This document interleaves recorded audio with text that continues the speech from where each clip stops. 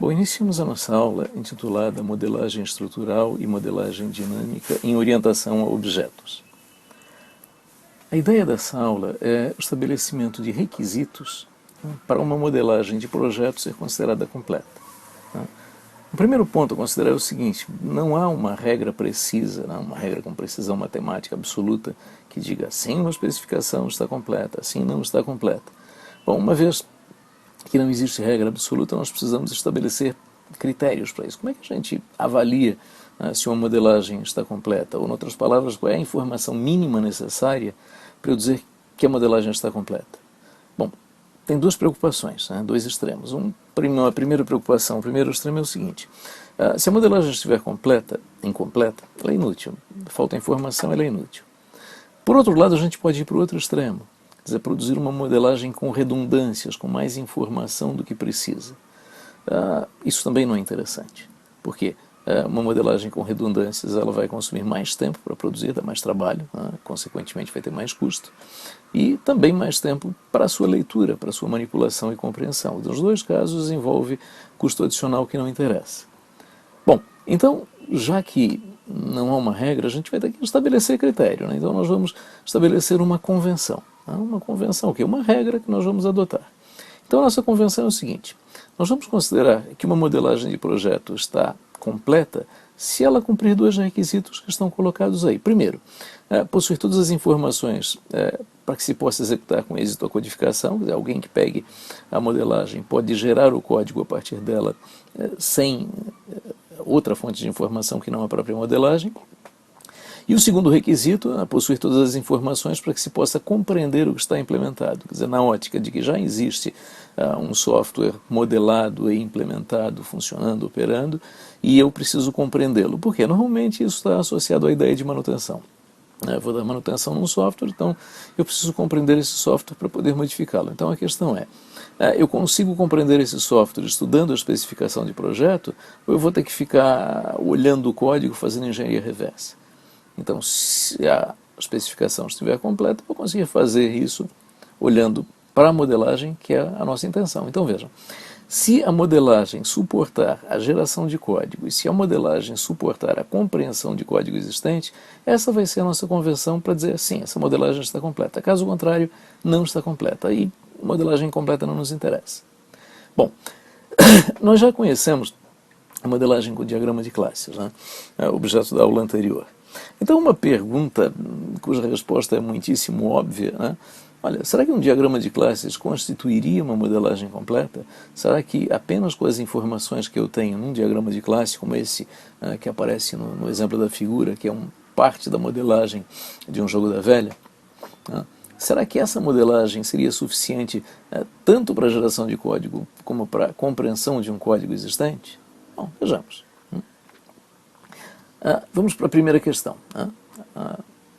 O diagrama de classes suporta a codificação? Tem a informação necessária para gerar o código?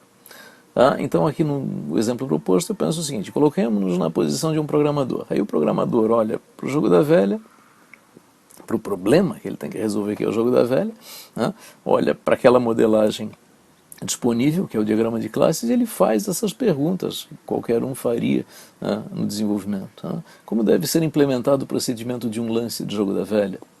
Segunda questão, como ocorreria a identificação do vencedor? Terceira questão, e a identificação da ordem dos jogadores? E tantas outras que se vai fazer durante o processo de desenvolvimento.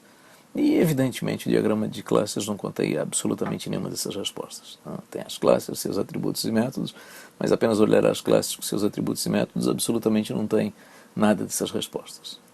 Da mesma forma, se nós formos fazer as mesmas perguntas na posição de quem vai dar manutenção, quer dizer, eu consigo compreender um código já implementado apenas olhando o respectivo diagrama de classes, também, evidentemente, continua não tendo as respostas. Bom, então, resposta óbvia, que a gente já sabia, óbvio, antes de fazer a pergunta, até pelas aulas anteriores, o diagrama de classes, evidentemente, ele não constitui uma modelagem completa. Mas é importante, ele é necessário. Então, o que a gente sabe? A gente sabe que o diagrama de classes ele tem informações que absolutamente são necessárias numa especificação de projeto, mas não são suficientes. A modelagem precisa de algo mais. Uma especificação de projeto precisa de informação adicional para quê? tanto para a geração do código como para a compreensão do código existente. Bom, antes de entrar no mérito de como a gente vai fazer isso em UML ou quais seriam exatamente os requisitos, vamos ver um exemplo que não tem nada a ver com ML, né? Nós vamos usar uma notação antiga, uma notação final da década de 80, início da década de 90, da metodologia de Code-Urdun. Então, a metodologia de Code-Urdun, como toda notação de orientação a objetos, tem lá o seu diagrama de classes com algum formato. Então, aí está, a notação de Code-Urdun tem diagrama de classes. Na verdade, ele é chamado de diagrama de classe e objeto, mas eu coloquei como diagrama de classes, é um diagrama de classes. E além do diagrama de classes, ele tem mais o quê? A grande questão é essa. Diagrama de classes e mais o quê? Toda metodologia, toda notação vai ser isso, né? Diagrama de classes mais o quê? Então, no caso específico de Code-Urdun, além do diagrama de classes, tem um outro modelo chamado de especificação de classe e objeto. A especificação de classe e objeto, ela é o quê? Ela é uma descrição das classes, de cada classe individualmente, é uma descrição textual que envolve dois diagramas cujo uso é opcional. O diagrama de estado de objeto e o diagrama de serviço. Bom, a sintaxe do diagrama de classes de UML, de Code-Urdun, está colocada aí na figura. Observem que é uma notação diferente do diagrama de classes de UML que a gente já conhece, mas isso não é tão relevante. Eu só chamaria a atenção o seguinte, dá uma olhada na parte à esquerda, no centro da figura, a notação de herança. A notação de herança é um semicírculo. Ao lado, no lado direito, a notação de agregação é um triângulo. Tudo bem, cada metodologia tem, digamos assim, cada notação tem a liberdade de dizer que símbolos usa. Só que isso aí ilustra a certa confusão que havia até meados da década de 90, onde nós convivíamos com dezenas de notações, cada uma com a sua própria simbologia. E aí o que acontecia? Uma possibilidade de confusão, quer dizer, quem olha para essa agregação representada por um triângulo e sabe que em UML o triângulo representa herança, a possibilidade de causar confusão é bastante grande. Quer dizer, mais grave do que não entender é achar que entende e fazer confusão. Mas isso não importa. Há uma notação para diagrama de classes, aí está, essencialmente. Bom, vamos adiante. É um diagrama de classes, não há muito mais a colocar. E a especificação de classe e atributo basicamente é um texto estruturado, quer dizer, um texto com um conjunto de seções pré-estabelecido, que identifica a classe, lá no topo, o nome da classe, identifica todos os atributos com a sua tipagem, também comentários que eu queira acrescentar, um conjunto de informações adicionais que eu queira acrescentar à classe, e lá ao final a descrição dos métodos, a assinatura e o diagrama de serviço, que é opcional.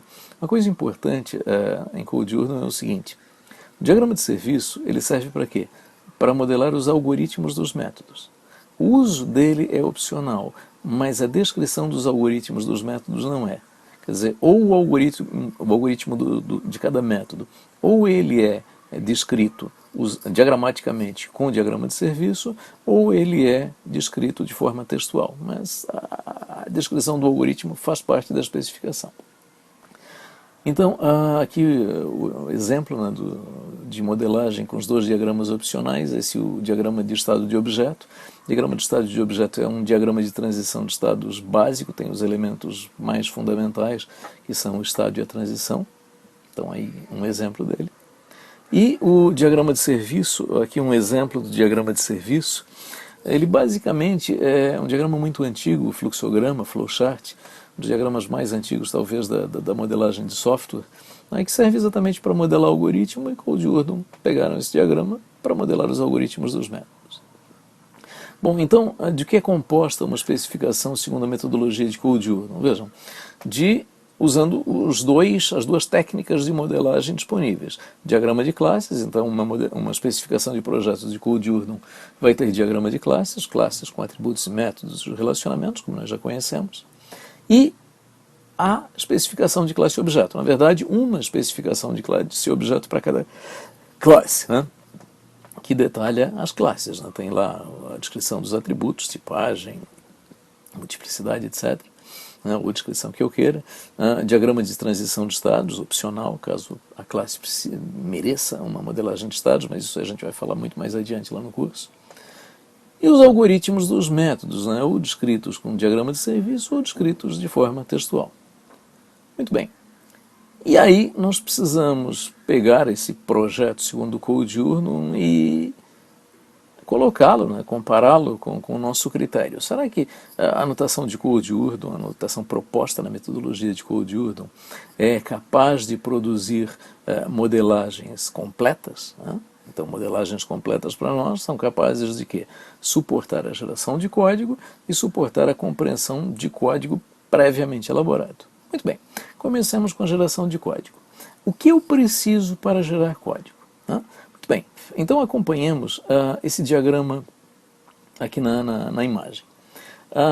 Lendo esse diagrama da esquerda para a direita, nós vemos o quê? Bom, um programa orientado a objetos. Diz lá, o que é um programa orientado a objetos?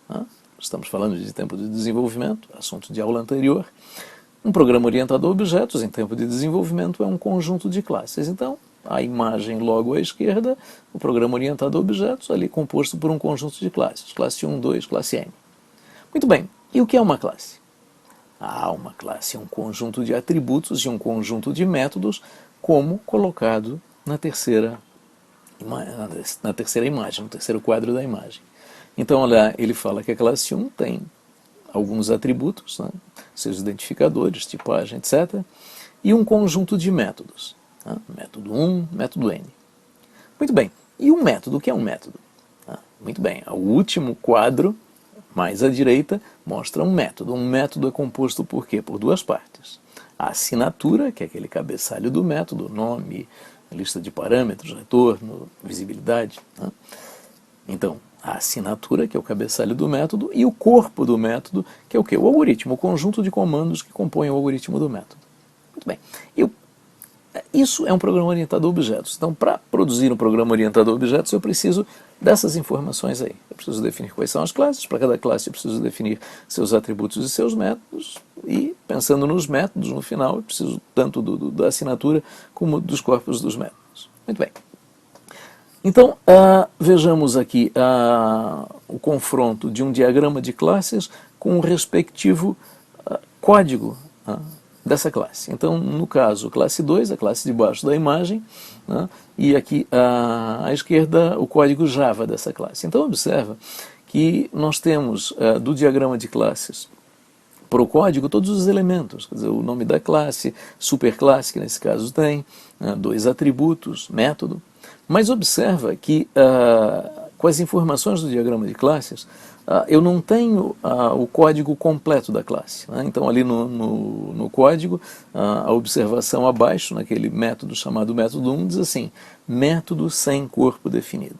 Quer dizer, então, se a gente pensa naquele conjunto de informações que eu preciso ter para ter o código completo, eu tiro do diagrama de classes boa parte das informações. Então eu tiro aquilo que eu poderia chamar de um esqueleto das classes, a identificação da classe, os atributos e as assinaturas dos métodos, porém falta o detalhamento dos algoritmos dos métodos. Puxa, então um diagrama de classes seria apto a gerar um código completo? Não, por quê? Porque o diagrama de classes não tem os algoritmos dos métodos. Muito bem, então vamos olhar para a notação produzida pela metodologia de Code-Urnum. Lá nós temos um diagrama de classes. Ok, o diagrama de classes gera para nós aquele esqueleto de classes. E além do diagrama de classes, nós temos a especificação de classes, e objeto, que tem o quê? O detalhamento de cada classe, incluindo os algoritmos dos métodos. Puxa, se no diagrama de classes eu tenho um esqueleto das classes, só faltando os algoritmos dos métodos, mas na especificação de classe e objeto eu tenho sim os algoritmos dos métodos, nós temos o quê? Todas as informações necessárias para produzir o código, então temos aquilo ali que eu chamei de o programador feliz. Ele consegue fazer o seu trabalho, ele tem o que precisa. Então, moral da história, Code-Urnum, sim, passou no primeiro teste, suporta a produção de código. Muito bem, vamos para o segundo teste. A metodologia de Code-Urnum, a notação gerada pela metodologia de Code-Urnum, gera especificações que suportem a compreensão de um código existente. né? Estudando apenas a especificação, estudando apenas o projeto, sem ter que recorrer à análise de código. Bom, aí a gente faz aquelas perguntas que nós faríamos para entender um software, né? Então aqui a pergunta colocada: como ocorre um procedimento de lance? Que é uma daquelas que a gente fez lá no início. Como ocorre um procedimento de lance? Muito bem, nós olhamos para o diagrama de classes, nós já sabemos que essa resposta não está no diagrama de classes, já vimos isso antes. Aí nós olhamos para aquela descrição textual das classes, a especificação de classe e objeto, e também não está lá. Por quê?